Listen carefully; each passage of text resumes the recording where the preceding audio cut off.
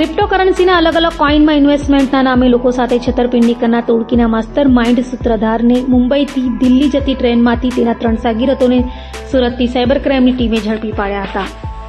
સુરતના ફરિયાદીને જુદા જુદા ક્રિપ્ટોકરન્સી કોઇનમાં ઇન્વેસ્ટમેન્ટ કરવાથી 1 વર્ષમાં રોકાણના 3 થી 4 ગણા રૂપિયા થઈ જશે તેવી લાલચ આપી માર્ચ 2022થી ગુનો દાખલ થયો. ત્યાં સુધી વિવિધ કાવતરાઓ રચી આરબીઆઈની કોઈપણ પ્રકારની મંજૂરી વગર તથા લોકો પાસેથી નાણાં ઉઘરાવવાની કોઈપણ પ્રકારની મંજૂરી મેળવ્યા વગર ફરિયાદી પાસેથી ટુકડે 56,26,000થી વધુ રૂપિયાનું રોકાણ કરાવી રૂપિયા પરત ના આપી થકાઈ આચરી હતી.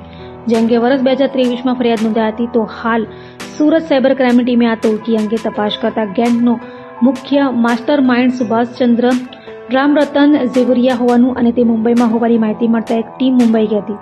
જોકે મુંબઈથી આરોપી ટ્રેનમાં દિલ્હી જઈ રહ્યો હોય જેથી તેને ચાલુ ટ્રેનમાં ઝડપી પાડ્યો હતો અને તેના 3 સાગીરતો અશ્વિન પરસોત્તમ થુંબર, સંજય નાનજી પટેલ અને નરેન્દ્ર ગોરધન દુધાગ્રાને સુરતથી સાયબર ક્રાઇમ ટીમે ઝડપી પાડ્યા હતા અને તેઓ વિરુદ્ધ કાયદેસરની કાર્યવાહી હાથ ધરી હતી. અમારી ટીમ ત્યાં મુંબઈ ખાતે ગઈ હતી અને મુંબઈમાં એમના પાછળ જ હતા અમે લોકો. તો જ્યારે ખબર પડી કે રાજધાનીમાં બેસી ગયું છે અને પોતાનું ગામ જે નોઈડા ખાતે આવે છે તો ત્યાં જઈ રહ્યું છે, તો રાજધાનીનો અમે લોકોને માહિતી મળી. જે મુંબઈ ડિવિઝન છે વેસ્ટર્ન રેલવેઝનું, તો એમના કમર્શિયલ ડિપાર્ટમેન્ટ અમે લોકોને સહયોગ કરી અને જે આરોપી છે સુભાષ ઝેવરિયા એમની તમામ માહિતી આપી દીધી અને એ મુજબ પછી અમારી બીજી ટીમ છે એ સુરત રેલવે સ્ટેશન પર ઉપસ્થિત થઈ અને ટ્રેનની રાહ જોઈને પછી સુભાષ ઝેવરિયાને ઝડપી પાડી. સુભાષ ઝેવરિયા જે બીડીટીએલ ટોકન છે એમનો ક્રિએટર છે અને 2022ને એમને બીડીટીએલ બનાવી હતી બીડીએલડી. અને બીડીએલડી બનાવવા માટે એને કંઈક ડેવલપર્સની પણ સહયોગ લીધેલ હતો.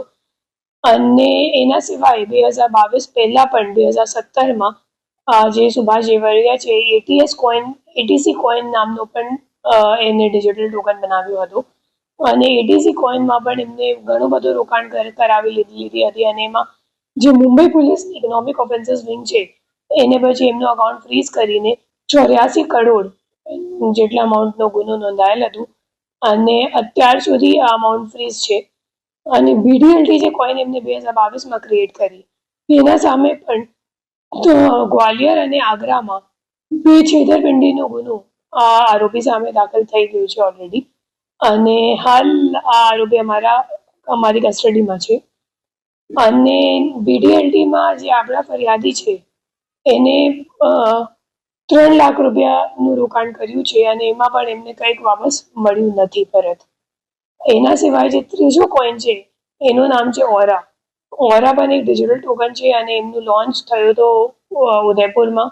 આ લોન્ચમાં પણ જયસુખ કાછડિયાએ ત્યાં ગયો હતો અને ત્યાંથી પછી ફરિયાદીને કોન્ટેક્ટ કરીને એમના પાસેથી પણ 1.5 લાખ રૂપિયા લઈને એમાં રોકાણ કર્યું. ઓરા કોઈનને બનાવનાર જે 2 આરોપીઓ છે એ ઓલરેડી દુબઈમાં બેસ્ડ છે અને એ લોકો મૂળ એમનો અમદાવાદ અને સુરતના રહેવાસી છે, પણ હાલ 3 વર્ષથી એ લોકો ઇન્ડિયા નથી આવ્યા અને હાલ દુબઈમાં જ સેટલ છે.